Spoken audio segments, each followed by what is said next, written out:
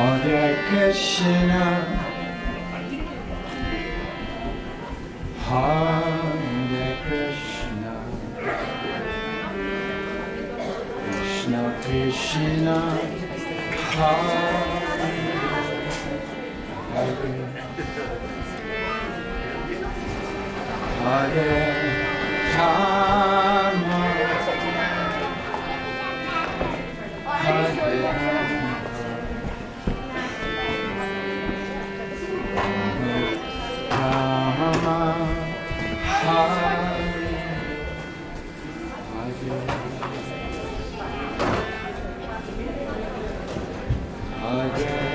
Krishna,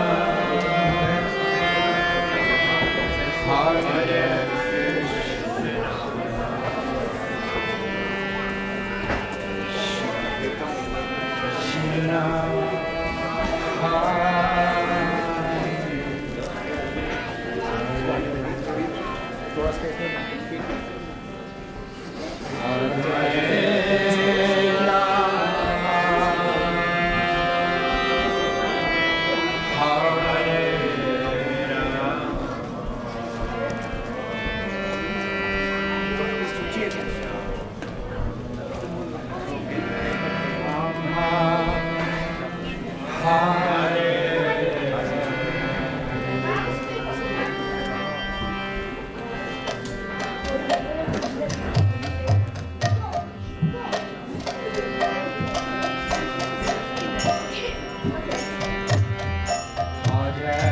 Krishna,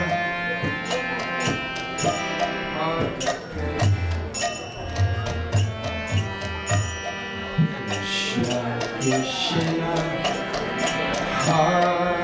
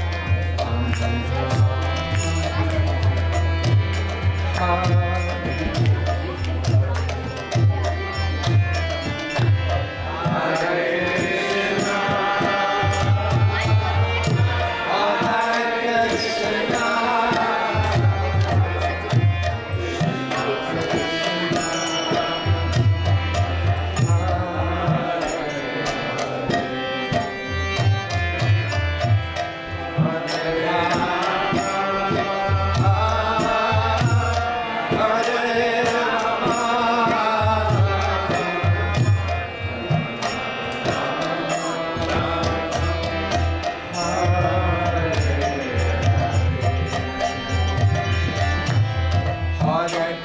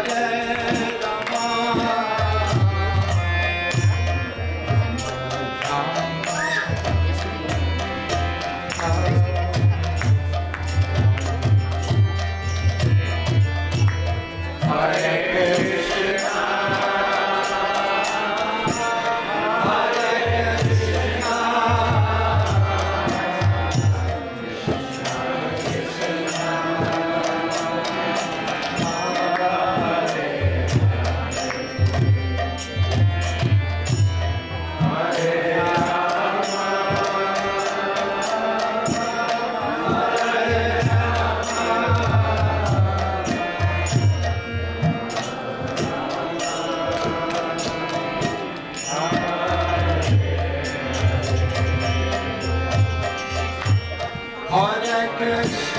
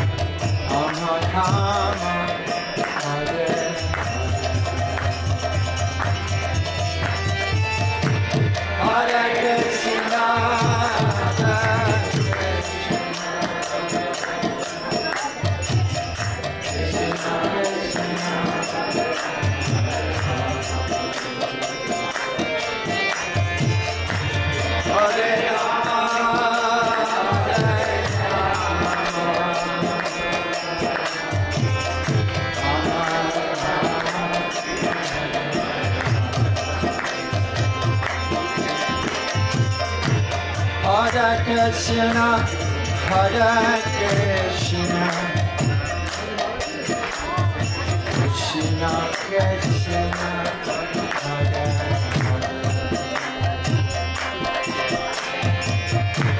Hare Rama, Hare Rama, Rama Rama, Hare Hare. Hare Krishna, Hare Krishna, Krishna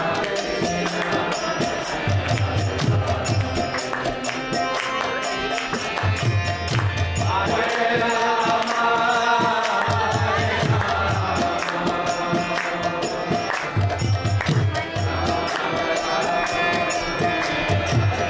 Hare Krishna, Hare Krishna, Krishna Krishna, Hare Hare, Hare Rama, Hare Rama, Rama Rama, Hare Hare, Hare Krishna, Hare Krishna, Krishna Krishna, Hare Hare, Hare Rama, Hare Rama,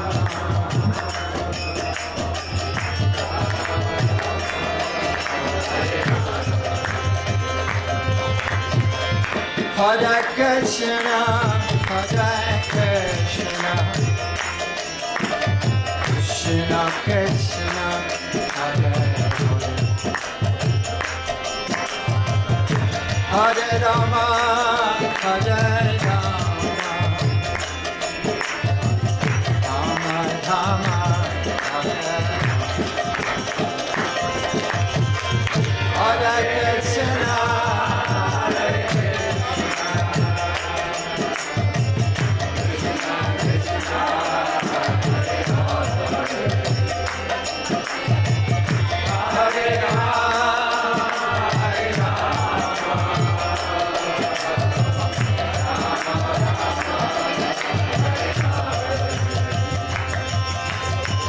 Hare Krishna, Hare Krishna,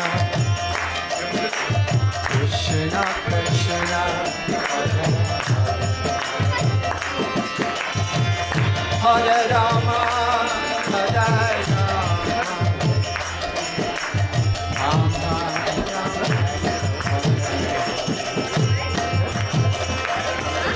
Hare Krishna.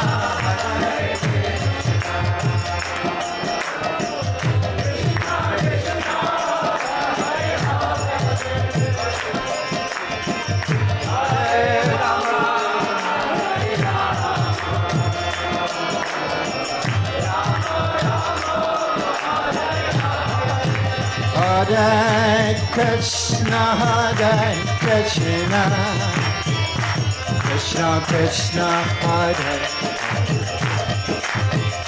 Hare Rama, Hare Rama, Rama Rama, Hare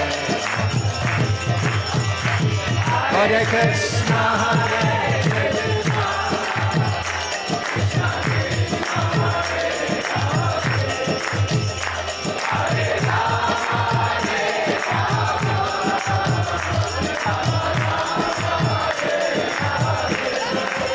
Hare Krishna, Hare Krishna, Krishna Krishna, Hare Rama, Hare Rama, Rama Rama,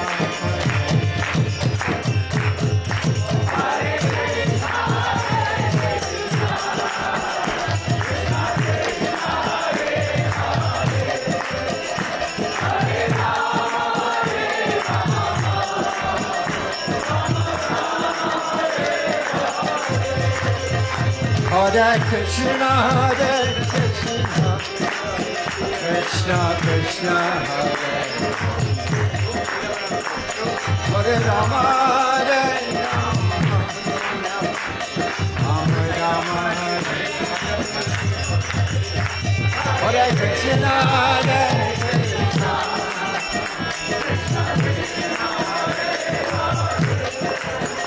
Hare Rama.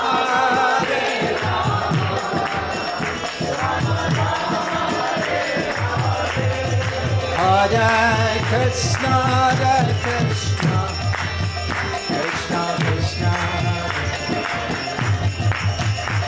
Hare Rama, Hare Rama, Rama Rama, Hare Krishna, Hare Krishna, Hare Rama. Hare Krishna, Hare Krishna, Krishna Krishna, Hare Rama, Hare Rama, Rama Rama, Hare Krishna, Hare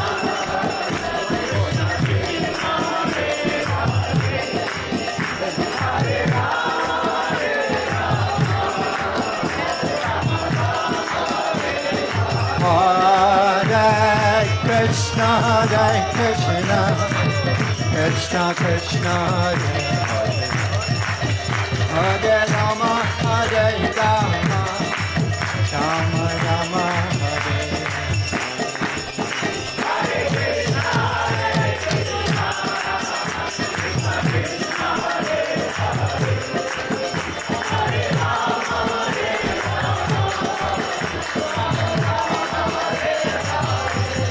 Hare Krishna, Hare Krishna, Krishna Krishna, Hare Hare Rama, Hare Rama, Rama Hare Hare,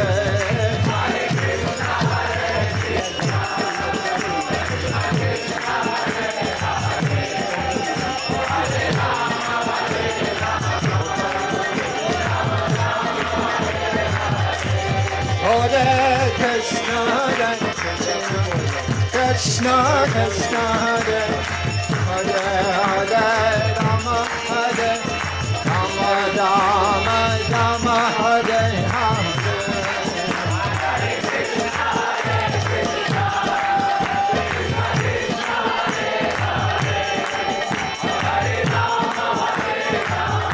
Hare Hare, Hare Rama, Hare Rama, Hare Krishna, Hare Krishna, Krishna Krishna, Hare Hare, Hare Rama, Hare Rama, Rama Rama, Hare Hare. Hare Krishna, Hare Krishna, Krishna Krishna, Hare Hare, Hare Rama, Hare Rama, Rama Rama, Hare Hare.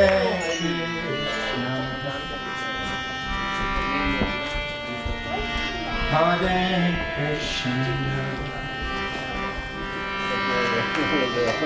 Krishna Krishna,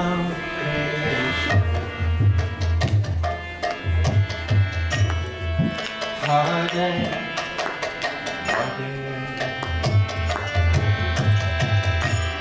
Hare Hare,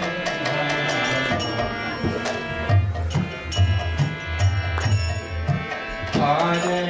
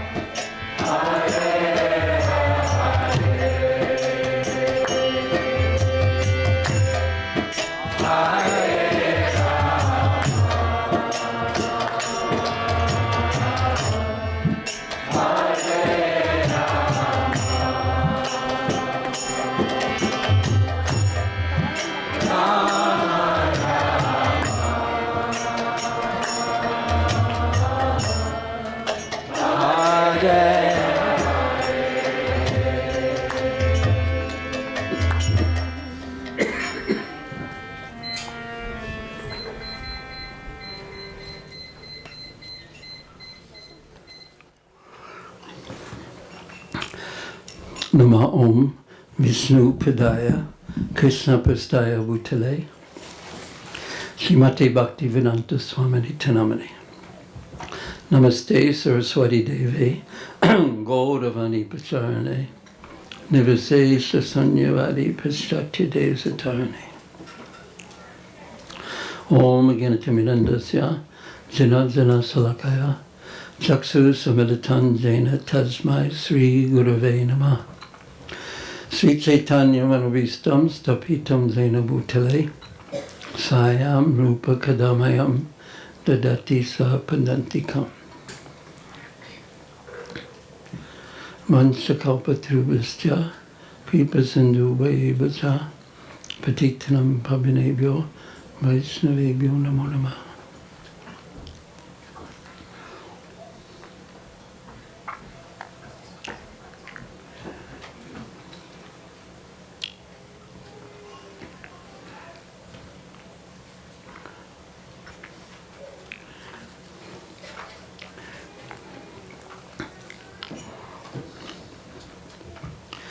The first verse we studied yesterday, Akamasava Kamava Moksha. Tivrena Bhakti Yogena Yajeta Purushapa. From that verse, we hope to be inspired by Srila Sukadeva Goswami to stay on the path of bhakti, of worshipping Purushapara, the Supreme Lord, regardless of whether we're great devotees, whether we have unlimited desires on the material level, or even want to become liberated from material existence. Stay on the path of worshipping Krishna, Tivrena. With great power, if we worship Krishna, all obstacles will be removed. And the second verse, Tate Anukupam Susamikshamano Ridvat Virupurvir Vidana Namaste Jivatayo Mukti Pade Sadayavak. So to apply this, being on the path, this is what it means to be on the path of bhakti. That whatever happens to us in our life, whether it be good, whether it be bad, we should take shelter of Krishna. We should worship Him, take shelter of Him. But sincerely and fully. We like to try to control our life, but it's not actually possible, in case you haven't noticed yet. It's not possible. We are in the hands of far greater powers than us.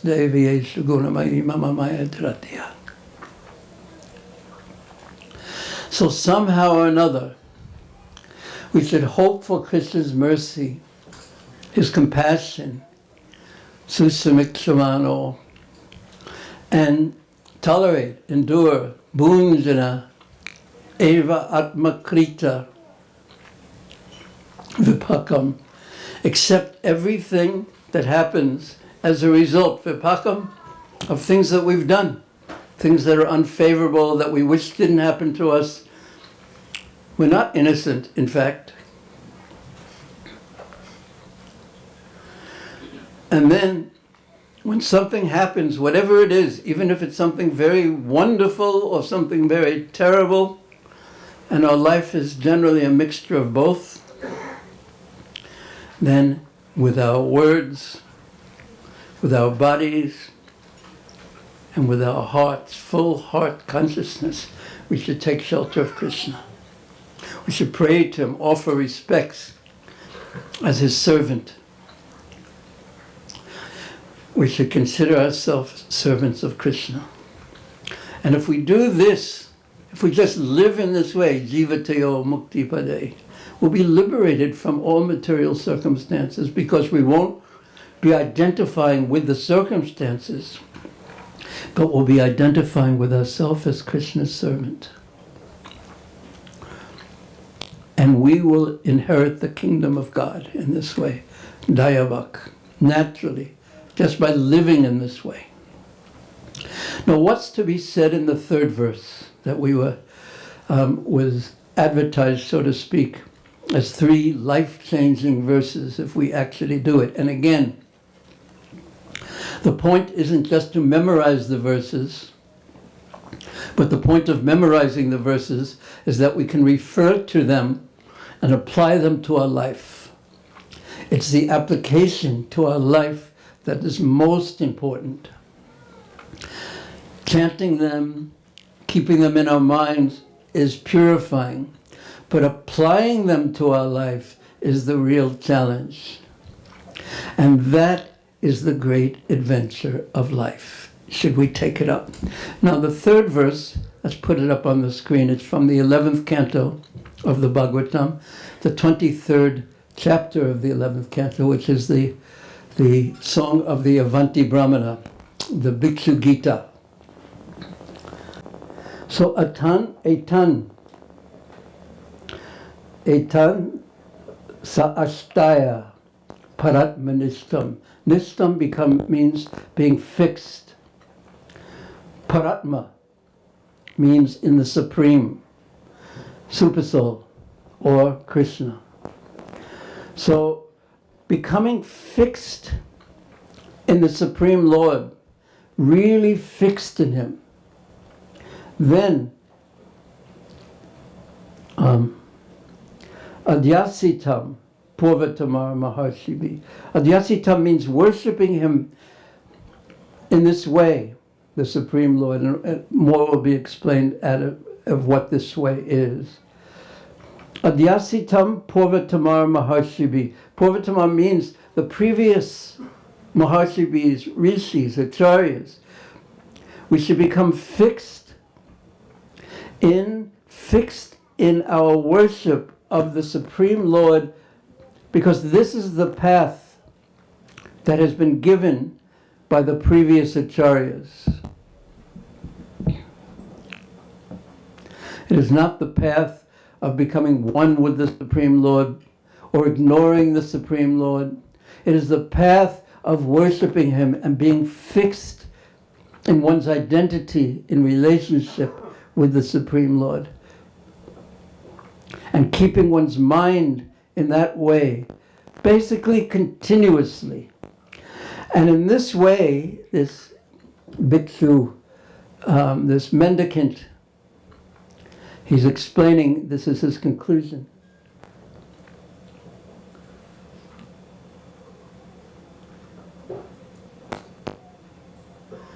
Isn't the screen attractive? It's hard to keep one's mind off of a screen, especially if it's about this size.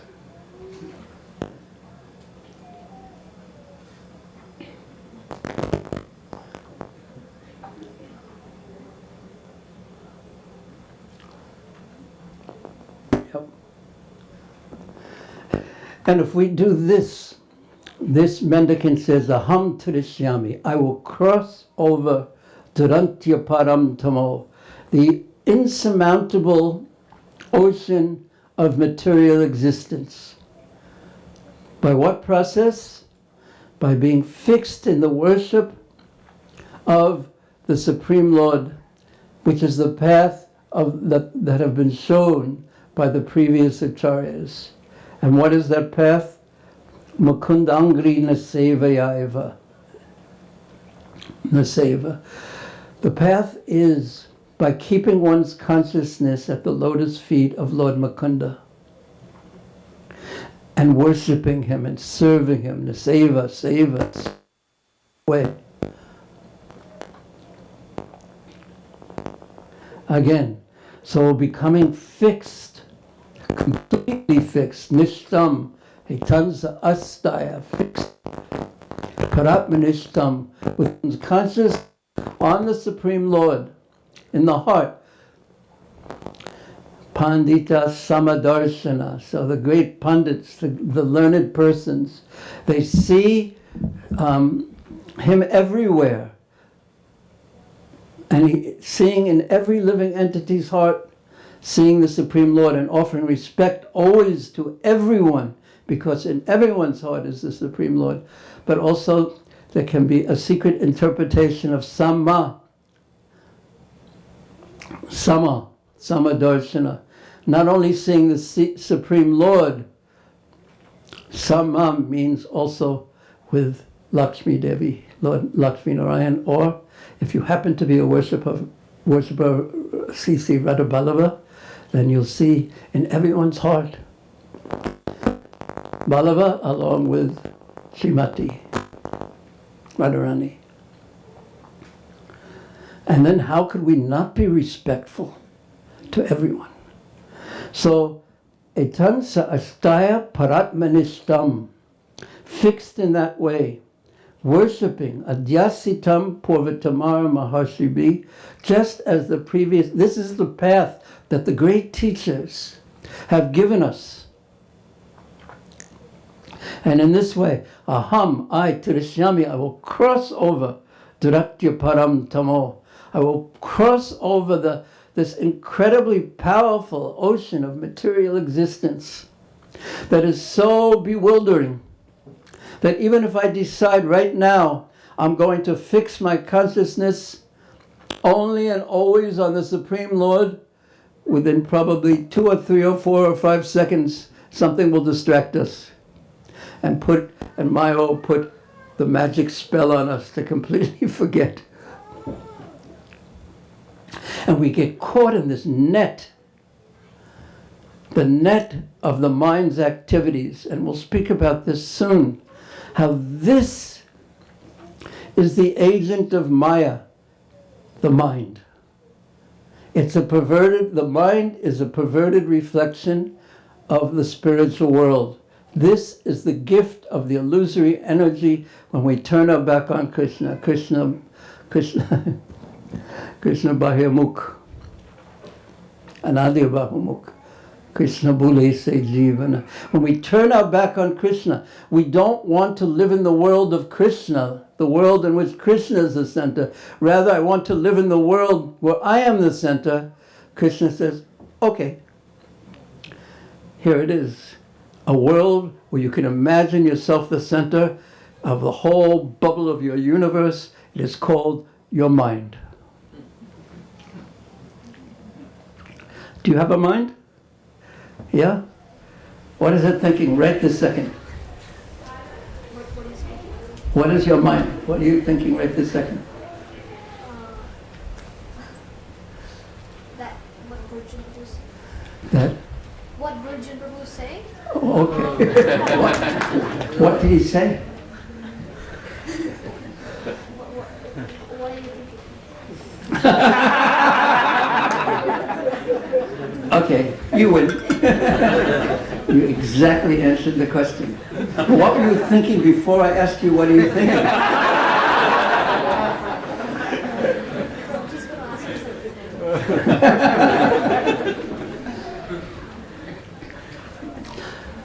Just imagine, I give this example many times because to me it's such a funny example. Just imagine if you had a loudspeaker hooked up from your mind and that everyone could hear what you're thinking. Very dangerous world. And just imagine if everyone was doing that at full volume right now.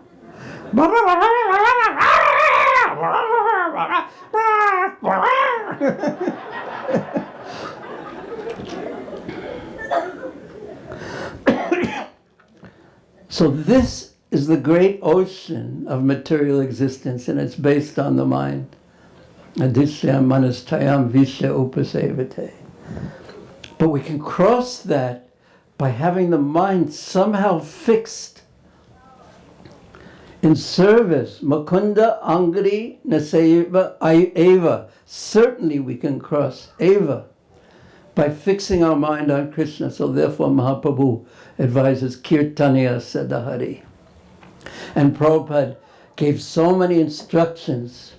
As we heard yesterday, he said, in New Vrindavan, while I was present, he said, just arrange your life in such a way that you can't forget Krishna. And then he turned to Brahmananda Prabhu and said, it's so easy, isn't it? And Brahmananda said, yes, yes. So it's very easy to understand and difficult to do because the mind is not exactly attracted to Krishna, and it's not that it doesn't have any attractions, it's that it tends to be attracted to other things. And that's what we want to do. We want to gain an attraction for Krishna, and that is life's real goal. If we can somehow gain an attraction for Krishna, and that will diminish naturally our attraction to the material realm. We want to fill our mind with thoughts of Krishna, of not only of Krishna, but Krishna's service, because that is who we are. Jivera Surupoi Krishna Nityadas. Okay, why don't we take our 15 minutes and in groups of 2, see if you can place this verse perfectly well in your mind, and then we shall talk about it. Okay, begin.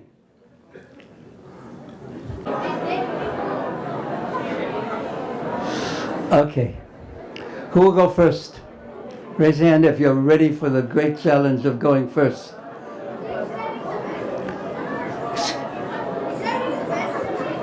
I couldn't. Oh, yes, I'm sorry.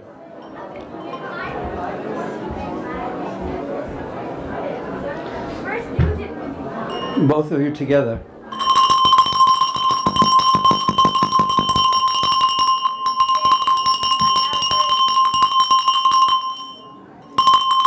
Share your good fortune.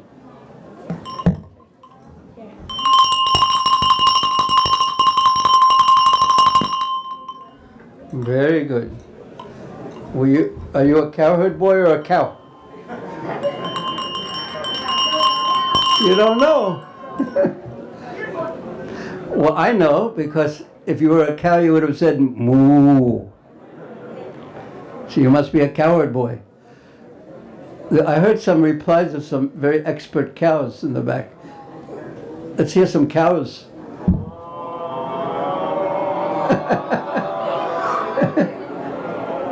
No cows?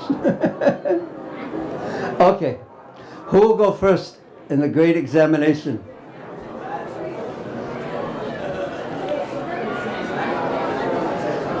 No one.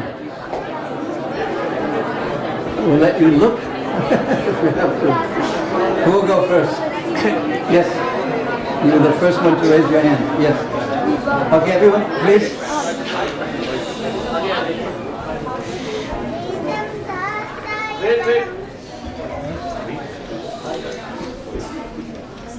I think we need a microphone. Okay. एतं शास्त्राय परमात्मनिष्ठम् आद्यासितं पूर्वतमे महर्षिभिः आहं तरिष्यामि दुरन्तपारं तामो मुकुन्दान्विनि सेवयेव. Very nice, very nice. You read it very nicely. Very nice. Anyone else? It's in your hand. Wait a second. Bhurijana Prabhu, pass. It's in your hand. That means you're next. Go ahead. Okay. Etam sasthaya paratmadishtam adhyasitam purvatame mahashibhi aham tarishyami durantaparam tamo mukundan grinishevayeva. Sounds really well. Okay. Bhurijana Prabhu, you can do it with 2 others surrounding you. Go ahead. Itam sastaya paratmanishtam adhyasitam purvamatahe maharishibhi Tadam karishyami duraddaparam tamo mukundangari nishaiva eva. Very good. Yes. Okay. In the back. Etam sastaya paramaništam adhyasita purvatame marishibi aham tarishyami durantaparam tamo mukundangiri nishaiva yeva. Who is that? Who is that who recited the verse so nicely? I can't see. Oh, Balava. Hare Krishna. How old are you, Balava? I'm 9. Very good. Who knows what aham tarishyami means? Raise your hand if you know. Yes. Yes. I will cross over. And duratya param tamo. What does that mean? Raise your hand. Yes. The ocean of nescience, of ignorance. Very, very difficult to cross over because of especially because of the tricky mind. But it's not exactly the tricky mind that's the problem. It's the desire of the soul of the person to be absorbed in the enjoying spirit of the mind. And what is the solution? What is the Sanskrit word for the solution? Because you know the verse already, yes? What's the solution in the Sanskrit? Mukundangri. The word Mukunda means the giver of liberation, of mukti. But it also means two other meanings. Does anyone know another meaning of Mukunda? Yes. Huh? I never heard that one before, but it's an interesting one. Did you just make that up, or have you read that somewhere? It means also one whose mukh, face, blossoms like a kunda flower. Krishna. Okay, now I would like to speak about the context in which this verse was spoken. Long ago, in Avanti. Now where is Avanti? Where is Avantipur? What is now it is known as Ujjain. So there in Avanti there was a very wealthy person. And although he was very wealthy, he was very miserly. What does it mean to be miserly? Raise your hand. What does it mean to be miserly? Yes. Someone who wants to save money and doesn't want to spend it. He doesn't want to give any out, just wants to keep it all for himself and collect and collect and collect. And he was so miserly. He was so miserly that he wouldn't spend any money on the family. He wouldn't spend any money on his own sense pleasure. He wouldn't spend any money on any religious festivals. And he wouldn't pay his taxes. And he wouldn't worship the devatas. He just wanted to collect and collect and collect. And the tendency when you're like that is when the lights are out almost, or it's dark and your room is locked, you take out your money and you count it again and again and again. I have so much money. But this is an improper way to live. And as a result of his living improperly, his family members weren't very happy with him. And not only weren't his family members happy with him, but the devatas, the demigods, were not happy with him either. And not only were his family members and devatas not happy with him, but the government wasn't happy with him either. And one by one, one by one, because of his miserly nature, and of course he wasn't happy or satisfied himself, and one by one, because of his miserly nature, he began to lose the money. He began to lose it, paisa by paisa, piece of gold and jewelry by piece of gold and jewelry. And although when he had money, everyone was so nice to him and say, "How are you today, sir?" and everything is so nice. When he ended up with nothing, his family members completely ignored him, and in fact, they kicked him out of the house. Now, how painful was that for this person? He who had wealth suddenly had nothing, was on the street with nothing. So at first he was lamenting and lamenting and lamenting. Tears were coming from his eyes. So painful to lose what one has and what one values most. But then, as Srila Vishwanath Chakravarti Thakur points out, then some good fortune entered his heart from his previous sanskaras, from his previous understandings. And that good fortune was a sense of the value of renunciation, of detachment. Suddenly detachment took birth within him. And he understood, this has not caused me happiness. It has really caused me anxiety. And I've wasted my whole life in this way. And practically speaking, I've suffered so much because of it. Struggling, fearing, hoarding, not wanting to lose a penny, and ultimately I lost everything. So from now on, I'm going to completely change, because renunciation had awakened fully in his heart. From his previous bhakti, Vishwanath Chakravarti Thakur says.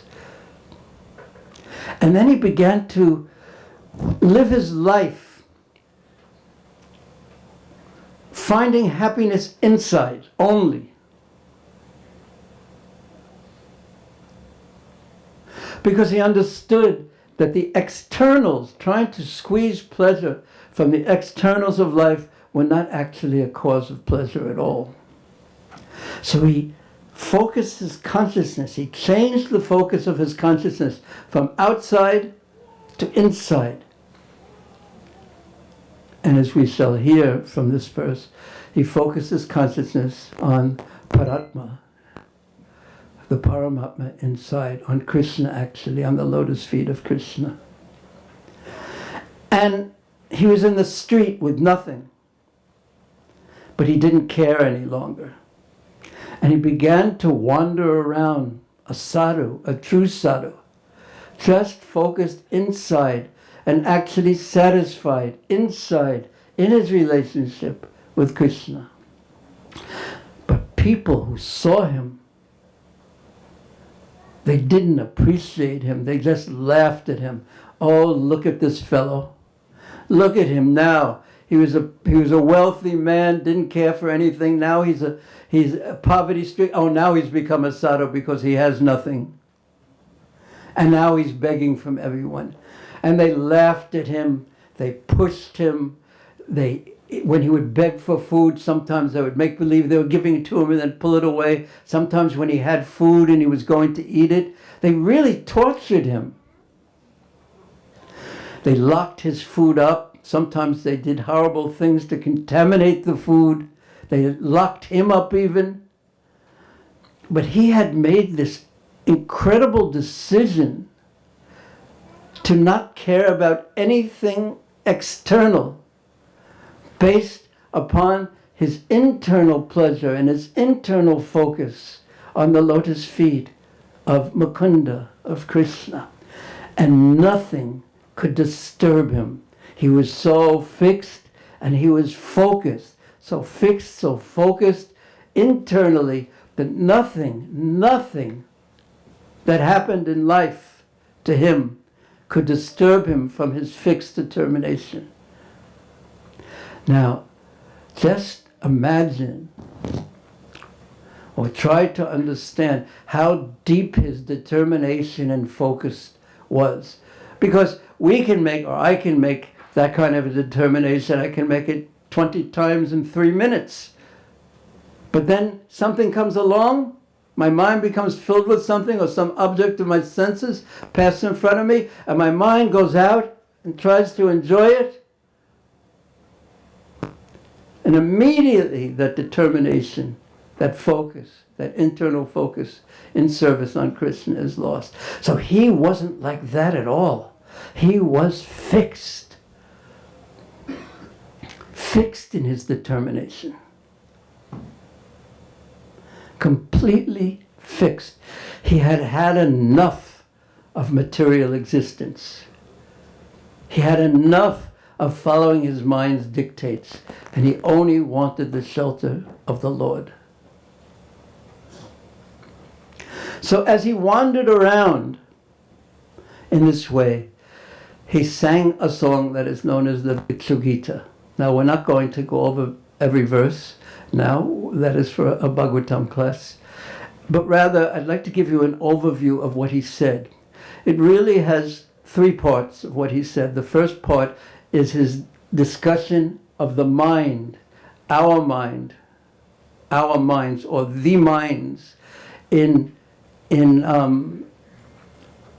material existence. Now, usually we don't even know we have minds because we think we are minds, and we think our thinking is us. And whatever we think I am thinking like this. But actually, the mind is not the soul, not me. The mind is like, I've heard an example of it's like a radio that's continuously going on, but no one even knows what a radio is anymore. It's like your hard drive is connected to your mobile phone is downloading from Spotify continuously. And it's just playing one song, one story after the next, after the next, after the next. And the soul, the person, me, becomes absorbed in that, forgetting who he, she actually is. Just become absorbed in the realm of the mind. So this is the first part of what he says. Now I'm just going to go over it very briefly and give you an overview of this.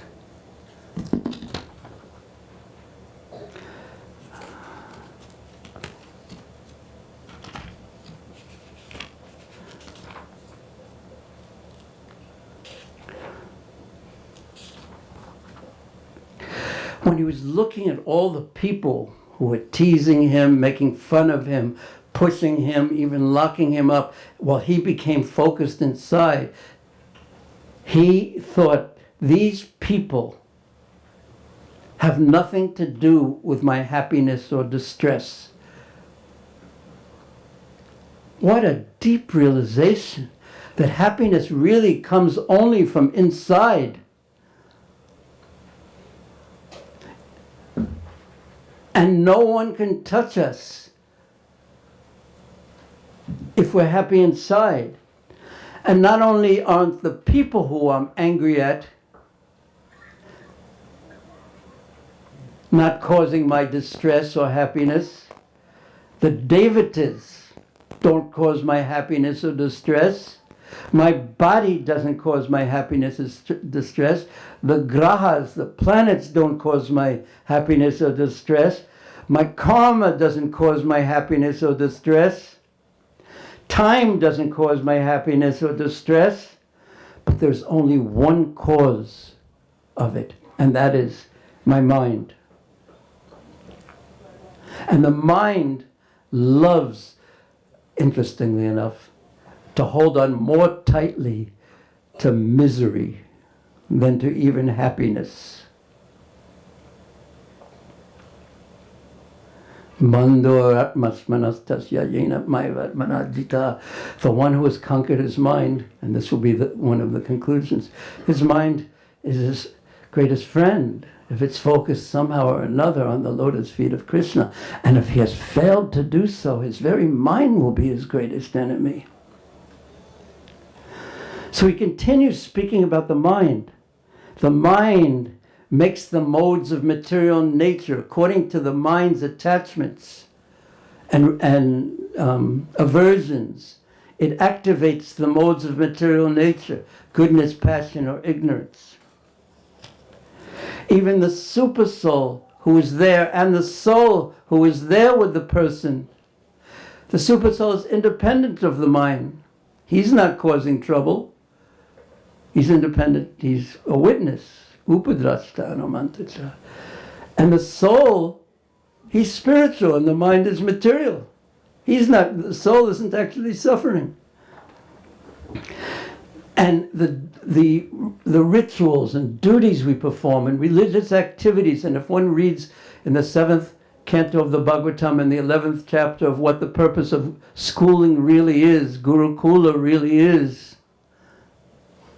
it's really to the student, the prime thing a student is to learn is how to control the mind.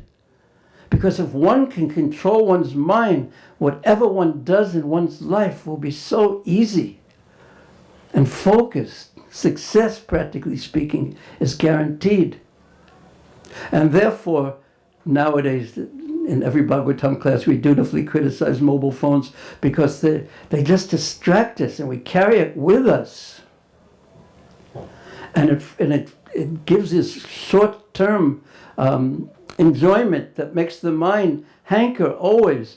How many times a day do we check our emails and our WhatsApps and our whatever it is that we happen to be on? Our, what are some of the others? Is it tweets? Do you tweet, Arjun? No. Twitter, and there's Instagram, but there's also Twitch.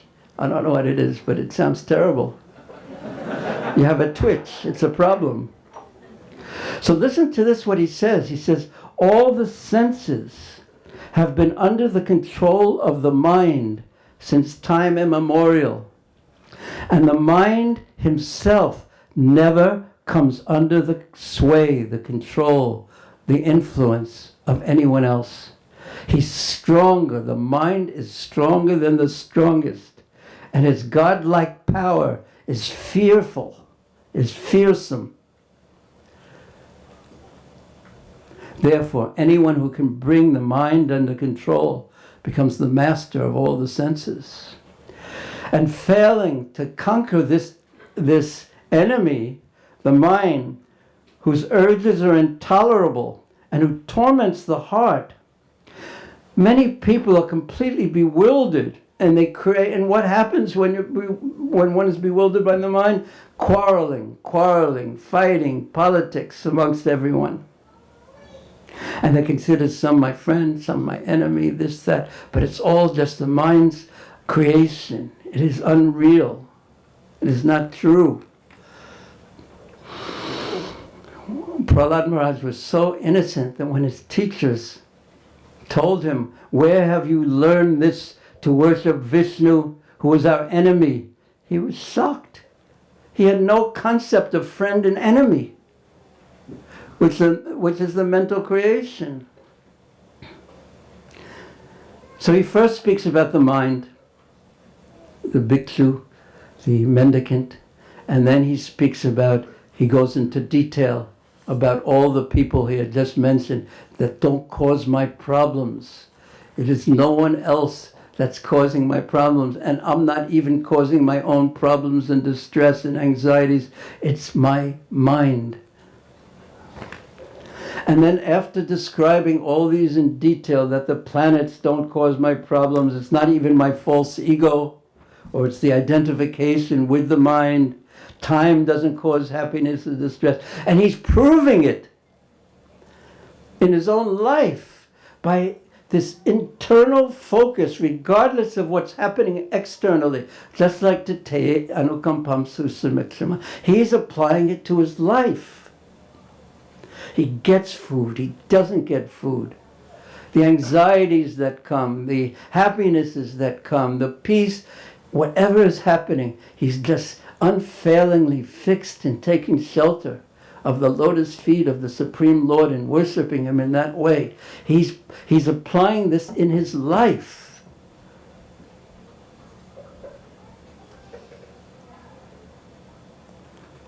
And then in the third part, which is in this verse, he explains that I will cross over the insurmountable ocean of material existence. Insurmountable. Can we swim across the ocean? Or can we hold on to, as Prabhupada would give the example, the tail of a dog who's in the water in Phillips Bay and try to get across?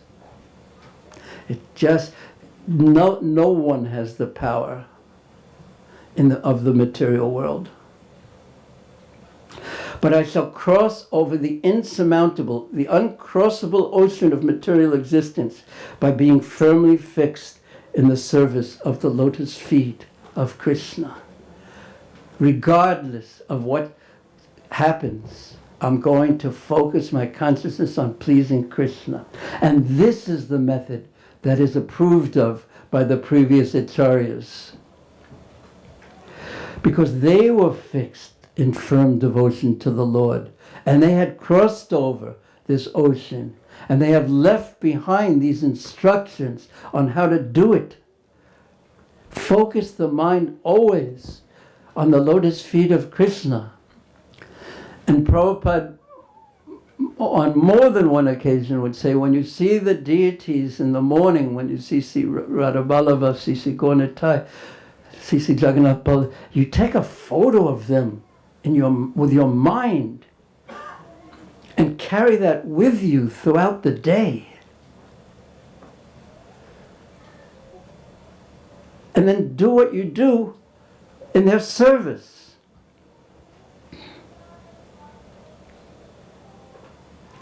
Now, this is the conclusion. To summarize everything, this is the method of crossing over. It's ideal.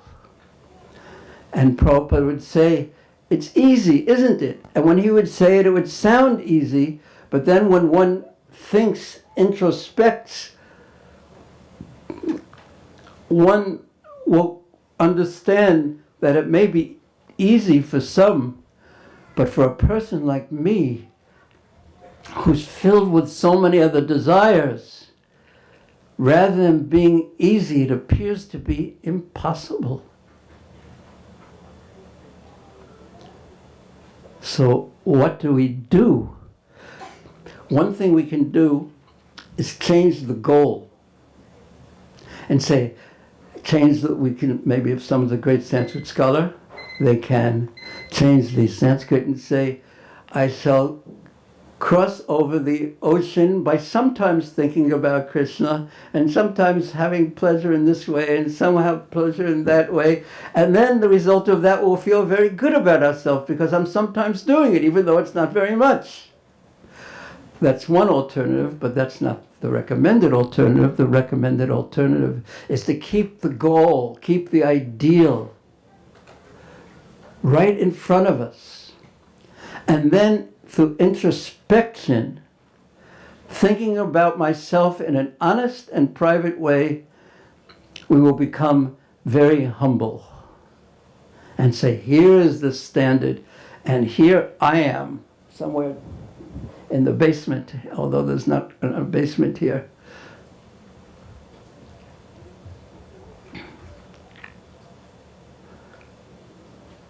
So if we keep these instructions as really the goal, and we try sincerely to follow them as best we can, sincerely, because it's in our own interest. We try our best to follow them. And we'll come to grips, we'll be confronted with the real problem, and that's my mind. And what's the problem with my mind? I have so many desires. It runs this way, it runs that way, it runs this way and that way and this way. I want this and I want this, and it's all about me. Selfish me. and it doesn't make me happy. In the Bhagavad Gita, it's compared to pouring, if we try to satisfy these desires, it's like pouring ghee on the fire. The fire increases, passion increases. So, if we're honest with ourselves, if we're introspective, humility will come. And when humility comes, actual humility, in Brihad Bhagavatam Rita, it says that dainya or humility is the same as prema. It is the same as love for Krishna. That means if we actually become humble and actually have desire to be with Krishna, and if we're humble, then our prayers will be fully sincere and they'll be powerful. Like the child crying for mother, sincerely, fully crying for mother. There's such a difference between when the child is sort of crying for mother and really is crying for mother. And when the child is really crying for mother, every person in the room's attention will go there. So on one side, our desire is meant to increase. And how do we do that? That's the process of Krishna consciousness. Association with devotees, chanting the holy names, the deities, the Bhagvatam, and the holy place. Temple, Vrindava Dham, Mayapur Dham, Jagannath Puri Dham. These 5 Panchanga Bhakti is very powerful if we keep ourselves in that association. And then we become, when the desire is increasing, and then when we set that as our goal, then and we're honest with ourselves, then we see that our feeling of capacity, desire is here, and first I'm thinking I'm such a great devotee, I chant, and then when we actually are honest and have some introspection, we just feel ourselves, it's not that we're getting further away, we are acknowledging that this ocean of material existence is duranta param, is so big, it's huge, tamo, insurmountable. And then it's just the opposite of what one would think. When you'd think, just like if you want to become a billionaire, you think that the more money I increase, I'm getting closer and closer and closer and closer. But in spiritual life, you're increasing the distance between the goal and oneself. And the more humble we actually become, I don't really have a hope unless you are merciful to me, oh my Lord. And I want this more than anything else. And yet, my capacity doesn't exist practically. I'm dependent on your mercy. And please, and then trying our best continuously, as per the second verse, staying on the path, not thinking, the first verse will tell us not to think that this is too difficult, I should join another team or something like that, another religion or something like that. No, stay on the path. And that which you think, when you come to grips with your incapacity, that is going to give birth to humility, which is your greatest friend. And keep on serving. And keep on serving. And don't run from that. Don't try to lower your self-esteem, because that's not humility, because when you're thinking, oh, I'm so bad, I've done this wrong and I've done this wrong. Who are you thinking about? Not paratmanistam, but thinking about me. So that's not humility. But humility is coming to grips with one's fallen condition and taking shelter of Krishna and begging for mercy. And in Tateyanukampam, Susamiksamano, we really learned to see Krishna's mercy, kindness in all things, even the difficult things, because it's teaching me to hold on tightly. And then and then understanding that Krishna's mercy and Krishna's service is my greatest fortune. Gotripte Varanam, I'm yours, Krishna. You want to treat me like this? You want to give me this medicine? You want to give me some neem juice sometimes, some sweets at other time? Okay, okay. I am yours. You are the doctor. I'm not my own doctor. There's that famous saying that the doctor who prescribes for himself has a fool for a patient. So, living one's life like that, and this is the message that I wanted to bring out in this third verse. Life like this, with this goal in front of us, with this process in front of us, is really an adventure. It's really exciting because every day we live our life of service, and we have an opportunity to see how we're doing on the path. And then we have an opportunity to improve. And we have an opportunity to take more shelter, to try our best to chant more sincerely, to understand what helps us in our devotional service, what inspires us, and take shelter there. So, when I thought of this and this wonderful, simple formula to follow, I thought of what he was the ideal sannyasi, actually. And when Mahaprabhu took sannyas, he chanted this verse. As soon as he took sannyas, etan sastaya, and he approved of this mood, this Tridandi sannyas mood of taking shelter of Krishna. When Vidura was when he spoke the truth to Dhritarashtra and said, why are you listening to Duryodhana? He's envy personified. He's so envious, and you're listening to him. He's so envious. He's envious of Krishna, and you listen to him. And when Duryodhana heard this, he became like a sarp, and he struck back at Vidura, and he said, look who's talking here. We're taking care of him. He's the kept son of a maidservant. And we care for him, and he dares to speak like this to us. He insulted Vidura, and Vidura walked out. He took his bow, left it on the door, and he just walked out from a kingly position, royal position, to nothing. But it wasn't to nothing. It was to a life of pilgrimage, a life of minimizing what one thinks one needs, and a life of dependence on Krishna.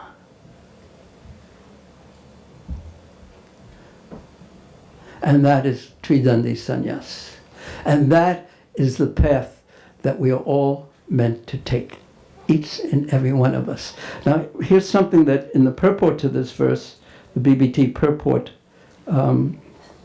there's a quotation from Srila Bhaktisiddhanta Saraswati Thakur. He cites Krishna in the Bhagavad Gita, saying it is not simply a matter of changing dress, being sannyas. Bhagavad Gita. It is also stated in Asrita, Kamaphalam, Karjam, Karma, Karotiya, Sa Sannyasi cha Yogi cha. One who works devotedly for the satisfaction of Krishna is a sannyasi. The dress is not sannyas, but the attitude of service to Krishna is. So when I thought of this, I thought of householders. And I thought of the issue with householders is very much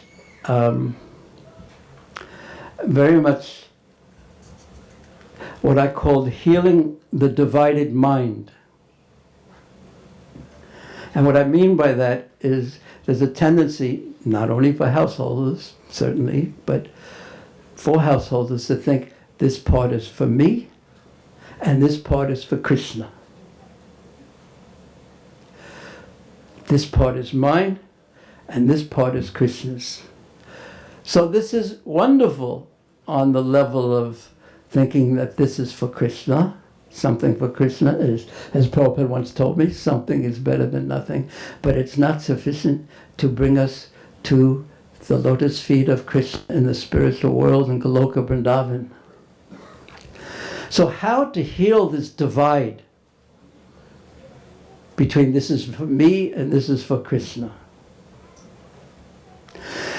And the answer is given by Srila Bhaktivedanta Thakur in his song Manasa Deho Geho. And he explains in that song that we should use our situation, think of it as Krishna's. My family, my house is Krishna's, and I am a servant of Krishna in the midst of this. So let me just find it over here. Manasa Deo Geho Jo Kichumor Apilo Tua Pade Nanda Kishore. Mind, body, and family, whatever may be mine, whatever may be mine, I have surrendered at your lotus feet, O youthful son of Nanda. Mind, body, and family, whatever may be mine, I have surrendered at your lotus feet, O youthful son of Nanda, O Nanda Kishore. I am offering everything in your service. This is your house. This is your family that I'm taking care of.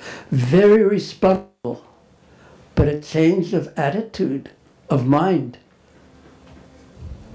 Sampade vipade, jivane marane, dai mama gela tua, O pada barane. In good fortune or bad, in life or death, all my difficulties have disappeared because I have chosen those lotus feet of yours as my only shelter. Marobi rakobe jo icha tohar, nitya jasa pratitua adhikar. Slay me or protect me as you wish, for you are the master of your eternal servant.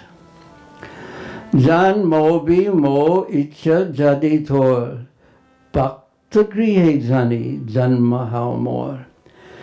If it is your will that I will be born again, then may it be in the home of your devotee. Kita janma hao jata tuadas, bahir mukha brahma janme nahias. Let me be born again even as an insect, a worm, as long as I may remain your devotee. I have no desire to be born as a Brahma who is averse to you, against you. Bhukti mukti spriha vihina jai bhakta labhaite tako sangha anurakta. I yearn for the company of that devotee who is completely free of all desire for worldly enjoyment or liberation. Janaka janani dayita tanai Prabhu guru pati tuhu sarvamoy. Father, mother, lover, son, lord, preceptor, husband, you are everything to me. Bhaktivedanta kohe suno kana Radhanata tua hamar parana. Bhaktivedanta says, O Krishna, O Kanna, please hear me. O Lord of Radha, you are my life and soul. So this is ideal. So keeping the ideal in mind, not thinking that automatically I am the ideal or I've achieved the ideal, but keeping this in mind upon our heads, so to speak, this generally will give birth to humility again. And that humility should give birth to surrendered dependence on Krishna's mercy. And then practically speaking, whatever Krishna has given us as individuals, whatever talent, abilities, service, situation, whatever situation we find ourselves in, let us try and use that somehow or another in Krishna's service.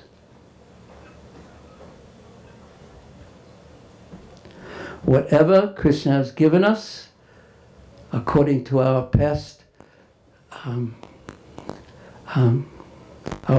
deeds, our vipaka, our past situation in life, our fruitive reactions, let us try to make offerings of that to Krishna. Like offering Ganga water to the Ganga. You see sadhus doing this, or Yamuna water. You see them doing this so sincerely. They stand waist deep in the Jamuna. They take some of the Yamuna's own waters and very humbly say that what else can I give you, O Jamuna Devi, other than something that you've given me to give to you? These waters, please accept it.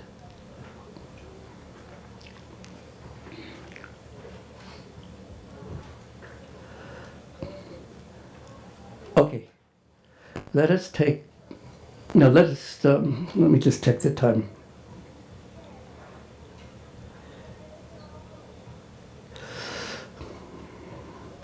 Just talk for 10 minutes in small groups of 5 or 6, 10, 15 minutes.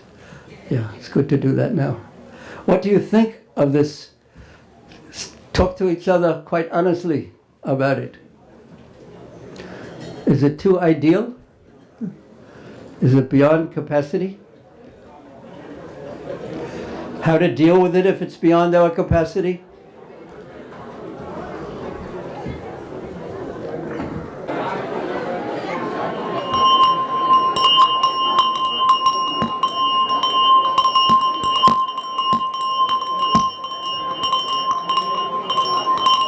Be a break now, Radharama.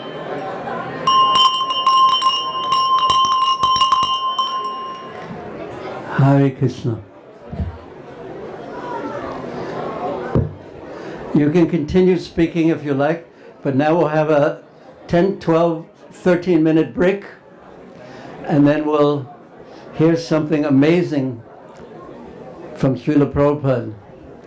Because unless we have the goal in mind, unless we increase our taste for the goal, which means to be with Krishna, to develop love for Krishna, which is the goal of the Bhagvatam, to attract us to the lotus feet of Krishna and Krishna's service in Vrindavan.